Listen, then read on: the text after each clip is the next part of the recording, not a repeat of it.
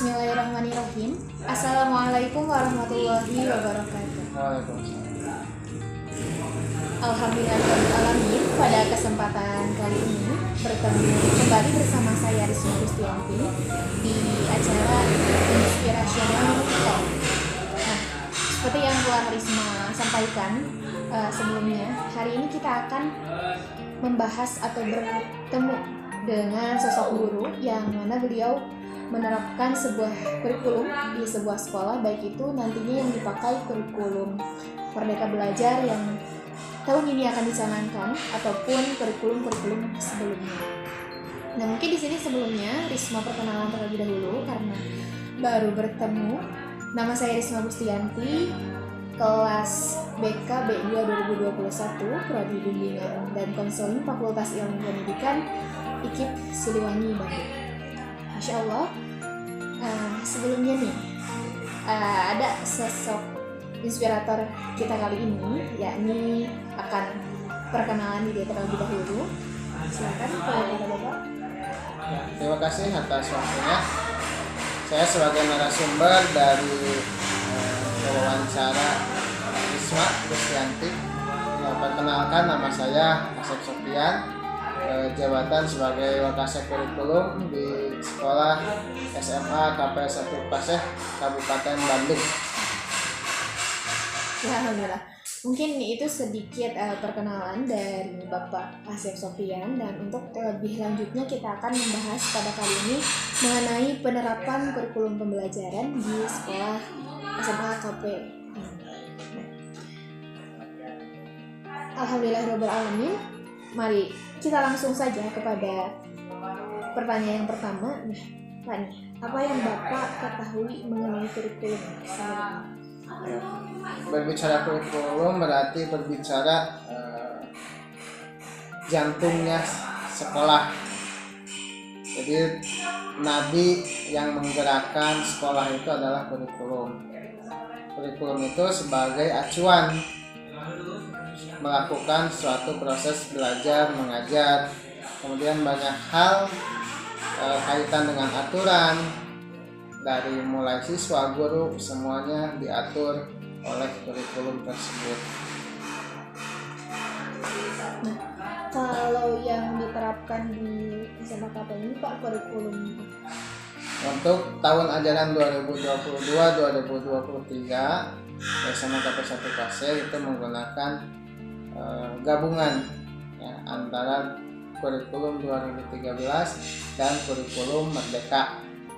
Karena ketika pemilihan kurikulum di Dinas Pendidikan Provinsi Jawa Barat itu memberikan 3 pilihan. Satu, kurikulum mandiri belajar, kemudian ada mandiri berbagi, dan ada satu lagi Merdeka Belajarnya. Ya, kita memilih poin pertama, yaitu implementasi kurikulum Merdeka, yang poin 1 yaitu memilih kurikulumnya tetap 2013, tetapi roh atau prinsip di kurikulum Merdeka itu diterapkan sebagian di kurikulum 2013 tersebut. Salah satunya adalah adanya proyek ya, profil pelajar Pancasila.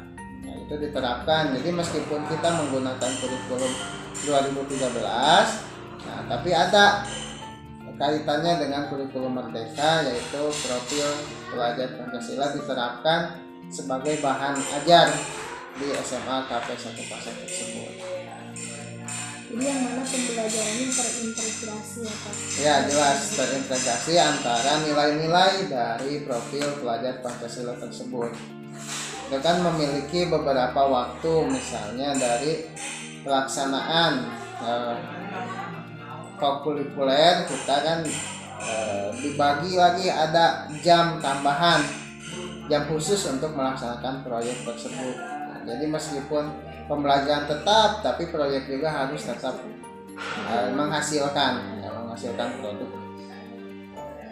Nah, Pak, berbicara tentang kurikulum ini kan perubahan atau dinamika pembaharuan kurikulum itu udah banyak ya Pak di Indonesia. Mungkin kurang lebih kalau misalkan kita bulatkan itu hampir sudah 13 kali pergantian kurikulum ya di Indonesia. Terkait perubahan tersebut nih Pak, apa sih yang menjadi kelebihan dari kurikulum yang diterapkan itu Pak, yang diterapkan di sini? Untuk kurikulum di SMK 1 Pasir yang jelas kita acuannya adalah peraturan dari pemerintah. Kita tidak bisa menjalankan kurikulum seenaknya. Tetap ada nilai-nilai, tetap harus ada mengikuti petunjuk yang disampaikan oleh pemerintah. Adapun keunggulan yang kita terapkan untuk saat ini yaitu satu kurikulum 2013, kita menerapkan kurikulum 2013 yang disederhanakan. Kenapa kita memilih yang disederhanakan? Nah, karena yang disederhanakan itu KIKD-nya itu sudah esensial, jadi sudah sesuai relevan dengan zaman sekarang. Apa materi yang dibutuhkan, nah itu yang diajarkan.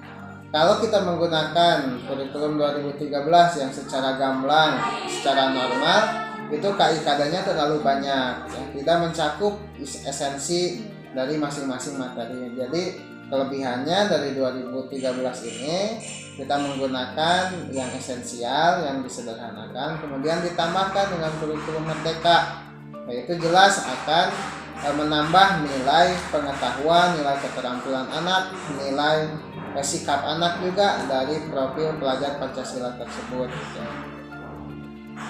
Kalau dilihat dari tadi kata Bapak, yang lebih esensial itu merupakan salah satu dari ciri kurikulum merdeka juga ya Pak? Ya, kalau untuk esensial itu sebenarnya itu masih kurikulum 2013.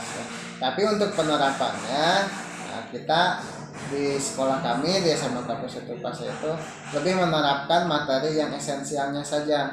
Jadi sekiranya materi itu tidak terlalu penting untuk dalam kehidupan sehari-hari atau untuk masa depan, itu bisa dilewat oleh guru tersebut. Tidak perlu diajarkan KIKD tersebut, tapi dari KIKD esensial tersebut dipilih lagi oleh guru, ya, supaya kepada peserta didik itu materinya sampai. Jangan sampai terlalu banyak materi tapi tidak ada yang sampai ke anak-anak. Seperti itu pemilihan esensial itu. Nah, mungkin tadi berbicara terkait kelebihan, pasti Ya. di kelebihan itu pasti ada kekurangannya. Apa sih yang menjadi kekurangan dari kurikulum tersebut? Nah, kalau penerapan kurikulum gabungan antara kurikulum 2013 dan kurikulum merdeka ini, yang menjadi kekurangan adalah satu, di sumber daya. Guru atau tenaga pendidik ya tidak semuanya menguasai IT, ya. Kemudian dari sumber daya sarana prasarana juga, nah, itu jelas menjadi kendala. Nah, kemudian juga dari waktu, ya. Waktu dalam aturannya kan 45 menit ya, 1 jam pelajaran. Ketika kita menerapkan kolaborasi kurikulum merdeka dan 2013, pasti akan ada penambahan jam yang berimbas pada bertumpuknya jam pelajaran bahkan sampai sore, karena kita full day sampai Jumat belajarnya, itu sudah sore ditambah lagi dengan adanya project. Nah, kalau dijumlahkan nanti pasti akan ada jam tambahan yang itu dari segi waktu pasti akan mengakibatkan kelelahan dari guru, ketidakfokusan juga dari peserta didik maupun pendidik itu sendiri. Jadi kurang efektifnya seperti itu dari waktu. Nah, kalau untuk media dan metode pembelajarannya Pak yang digunakan di kurikulum itu apa? Nah, untuk metode atau modelnya kita bisa menggunakan blended saja, gabungan antara daring dan luring yang bisa dimanfaatkan seperti itu. Nah, untuk model, nah karena kita project ya pasti kita untuk yang profil pelajar Pancasila itu menggunakan project based learning. Ya, mau tidak mau itu harus seperti itu, sesuai ketentuan yang harus digunakan ketika kita menerapkan project tersebut. Dari metode atau model itu nih Pak, apa sih aspek penilaiannya? Nah, kalau aspek penilaian memilih model itu atau ya untuk kenapa memilih model tersebut? Nah, satu, karena banyakan jam itu sendiri. Nah, ketika sampai sore kan semangat juga anak-anak akan berkurang, guru juga sama, sehingga bisa diterapkan lah blended tadi antara luring dan daring. Jadi bisa ketika di sekolah itu hanya diajarkan intinya saja. Nah, untuk penugasan itu bisa menggunakan luring, ya, atau daring juga bisa.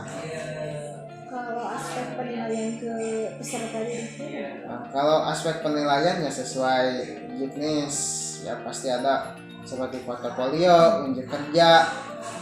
Untuk penilaiannya ada nilai harian, ada nilai PAS, ya, karena kalau di dinas itu sudah dilarang untuk melaksanakan PTS.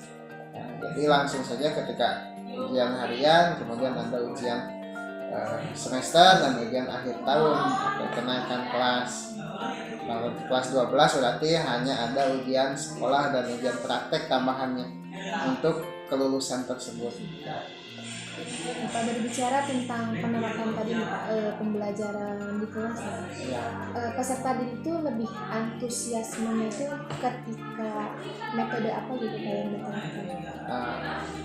Kalau di kelas rata-rata ketika berdiskusi dengan beberapa guru, yang paling menyita perhatian anak itu ketika adanya project atau praktek atau ada juga demonstrasi, ya.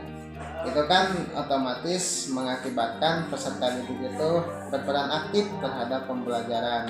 Jadi kalau hanya metode ceramah itu kan akan monoton. Jadi anak itu lebih suka kalau pembelajaran itu berbentuk proyek atau demonstrasi yang akhirnya peserta didik itu bisa mempresentasikan dari demonstrasi atau proyek tersebut. Nah, selama ini kan penerapan kurikulum tersebut di KPI sendiri sudah efektif atau belum? Berbicara efektif ataupun tidak, itu masih belum ada penilaian yang real efektif atau tidaknya. Pertama, kenapa? Satu, itu kurikulum gabungan ini baru dilaksanakan tahun sekarang 2022-2023. Nah, adapun 2 tahun kemarin kita kan pembelajarannya kurang efektif karena terbentur pandemi, ya. Jadi kalau untuk menilai efektif tidaknya masih belum ada penilaian yang otentik, ya, karena 2 tahun kita belajarnya belum maksimal karena pandemi, kadang daring, kadang luring, itu kan tidak efektif. Nah, kalau untuk kurikulum yang esensial itu cukup bagus kalau menurut saya ketika diterapkan secara daring ketika pandemi 2 tahun itu, karena materinya sedikit karena dikurangi dari yang seharusnya.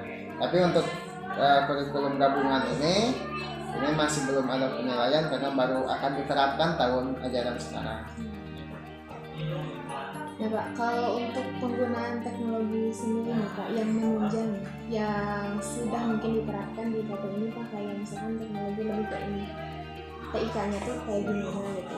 Nah, untuk ke TIK-nya dalam proses pembelajaran itu salah satu media dan alatnya pasti ada proyektor, ya, seperti itu, laptop. Nah, rata-rata guru juga sudah memiliki laptop dan menerapkan pembelajaran berbasis IT, ya. Jadi tidak hanya mencatat atau menulis di papan tulis saja, ya, tapi rata-rata guru juga karena disediakan proyektor di kelasnya, maka itu dipergunakan dengan sebaik-baiknya oleh guru tersebut. Nah, kemudian dari segi pembelajaran, nah IT juga di sini digunakan dalam proses belajar mengajar, nah, baik itu melalui Google Classroom atau juga Zoom meeting ketika guru berhalangan hadir. Nah, kemudian guru punya waktu, itu anak-anak peserta didik bisa mengikuti pembelajaran melalui Zoom atau Google Meet. Tahu juga yang paling disukai itu di WhatsApp grup saja. Nah, itu lebih simpel, lebih terjangkau, ya. Kalau untuk IT sebatas baru sampai sana saja. Untuk pengembangan kami masih mengembangkan kira-kira software atau apa modul seperti apa yang bisa diterapkan di sekolah ini.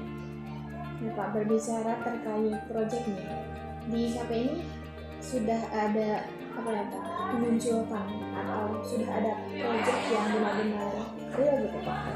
Untuk proyek, nah sebelum adanya proyek profil pelajar Pancasila, nah di kami itu jelas sebelum pandemi itu kami selalu menampilkan karya ilmiah ya, berupa hasil karya peserta didik dalam bentuk proyek. Ya. Nah itu biasanya dilaksanakan ketika ulang tahun sekolah. Nah, sambil perayaan ulang tahun, sambil pameran proyek dari peserta didik itu, baik yang bersifat sains, teknologi, kemudian engineering dan matematika. Itu yang mengkoordinirnya ada ekskul KIR atau kelompok ilmiah remaja. Itu jadi hasil-hasil dari penelitian, hasil dari proyek tersebut dipamerkan ketika ulang tahun sekolah. Dan juga ketika ujian praktek kelas 12 itu wajib ya membuat proyek. Nah, sehingga proyeknya itu bisa dipamerkan lagi ya. Nah, dari beberapa proyek itu Pak, mana nih yang lebih unggul ya? Kalau dari segi proyek mana yang lebih unggul? Mungkin dilihat dari kebermanfaatan ya, dari kebermanfaatan teknologi mana yang sering digunakan. Nah, rata-rata dari hasil proyek yang kami hasilkan itu lebih kepada sistem pengolahan dari hal ekonomi ya. Jadi kita lebih ke berwirausaha. Nah, untuk sains dan teknologi itu masih kesulitan karena untuk alat dan bahannya ketika kita menggunakan teknologi itu kan cukup relatif mahal. Tapi untuk seperti membuat alat atau membuat produk makanan yang bisa dijual kemudian itu kan menjadi nilai yang ekonomis, sehingga kalau dilihat dari mana yang lebih unggul ya dilihat dari kebermanfaatan, yaitu tadi nilai-nilai atau proyek dari kewirausahaan. Nah, dari tahun ini Pak sampai tahun sekarang terkait penerapan pembelajaran atau kurikulum tersebut mengindikasi prestasi apa aja sih yang udah diraih gitu Pak oleh peserta didiknya sendiri? Kalau dari kurikulum sebelum pandemi yang 2 tahun itu dari akademis alhamdulillah kita masuk 3 besar kompetisi sains nasional tingkat kabupaten. Kemudian kalau dari non akademik itu dari ekskul pramuka menjadi juara 1 tingkat Jawa Barat. Kemudian ada juga dari ekskul yang lain. Jadi sebelum pandemi itu kan banyak lomba dan kami mengikuti dari futsal, dari yang lainnya juga. Futsal juga kita sudah tingkat provinsi waktu itu ya. Jadi alhamdulillah kalau dari prestasi akademik, non akademik ya adalah yang dihasilkan dari buah dari kurikulum yang kami terapkan di sekolah ini. Penutup nih Pak, mungkin terkait sekarang kan akan gencarnya dicanangkan terkait kurikulum merdeka. Menurut Bapak sendiri apa sih tanggapan Bapak nih terkait akan dicanangkannya kurikulum merdeka belajar? Nah, untuk penerapan kurikulum merdeka belajar di sini saya sangat mensupport ya untuk perkembangan kurikulum. Ya, pasti ketika diterapkan atau dicanangkan kurikulum baru berarti itu adalah hasil dari penyempurnaan kurikulum sebelumnya. Pasti akan lebih bagus berarti ya. Tapi melihat kondisi dan situasi yang ada di lapangan, nah itu juga akan memberatkan kepada sekolah dalam hal penjurusan. karena dari kurikulum merdeka itu harus ada IPA IPS. Kasihan ketika ada sekolah yang hanya memiliki jurusan IPA saja atau IPS saja, itu kan butuh guru tambahan, berarti harus menyiapkan rombel tambahan untuk pemenuhan mata pelajaran dari kurikulum merdeka tersebut. Nah, itu yang menjadi masalah dari beberapa hal yang saya temui dari kurikulum merdeka tersebut. Kemudian dari jenis proyek juga, itu dari segi inovasi masih dari pusat atau dari pemerintah pusat itu, dinas pendidikan masih kurang memberikan sosialisasi kaitan dengan proyek-proyek apa yang mengenai kecakapan abad 21 ini yang sangat dibutuhkan oleh dunia kerja atau dunia masyarakat pada zaman sekarang.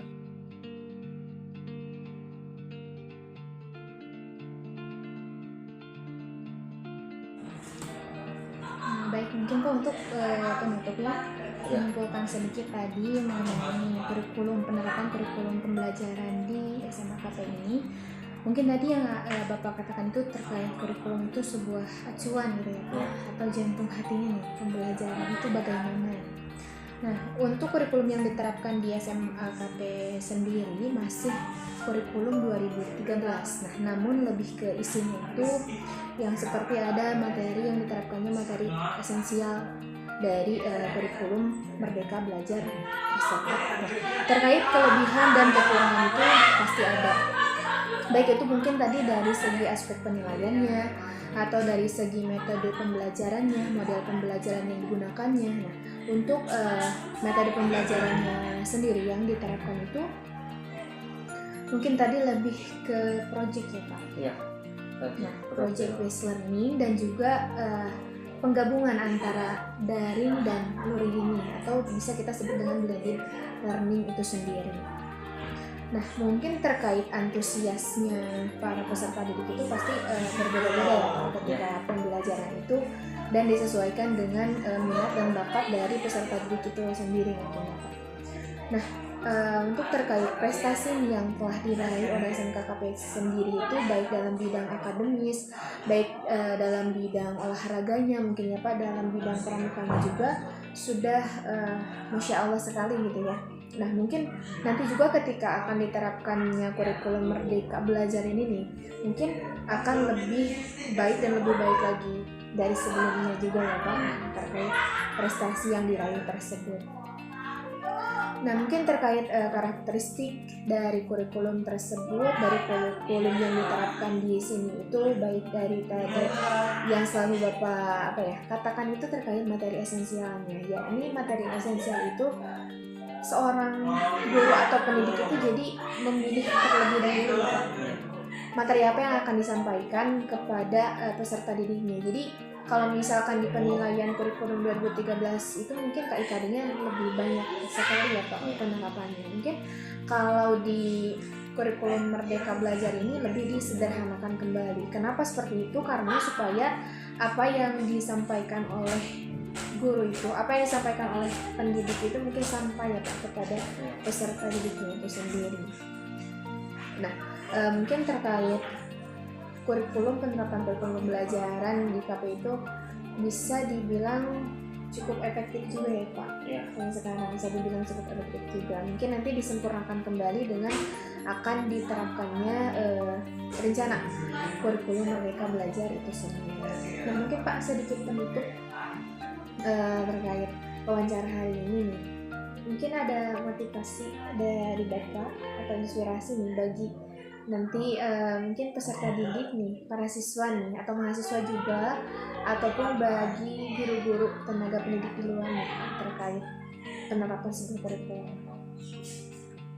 Kalau kata motivasi atau apa, saya mengutip sebuah kalimat bahwa mengatakan tidak ada yang abadi di dunia ini kecuali perubahan.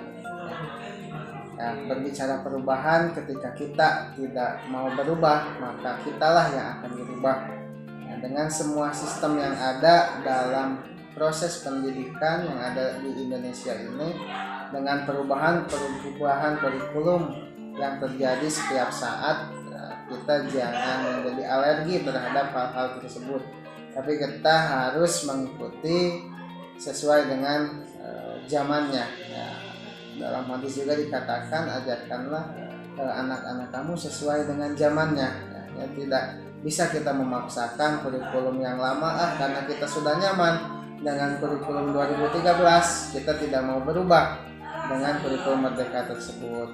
Ya, itu tidak bisa dilakukan seperti itu, tapi kita harus mengikuti sesuai dengan aturan yang ada juga dan melihat potensi masa depan dari peserta didik dan pendidikan itu sendiri. Masya Allah. Bisa kita catat ya sendiri ya terkait tadi apa yang Bapak sampaikan ya, bahwa tidak ada yang abadi melainkan sebuah perubahan. Karena mungkin manusia sendiri ya Pak di dunia itu pasti mengalami sebuah perubahan ya, atau perkembangan juga. Mungkin ke arah mana ya?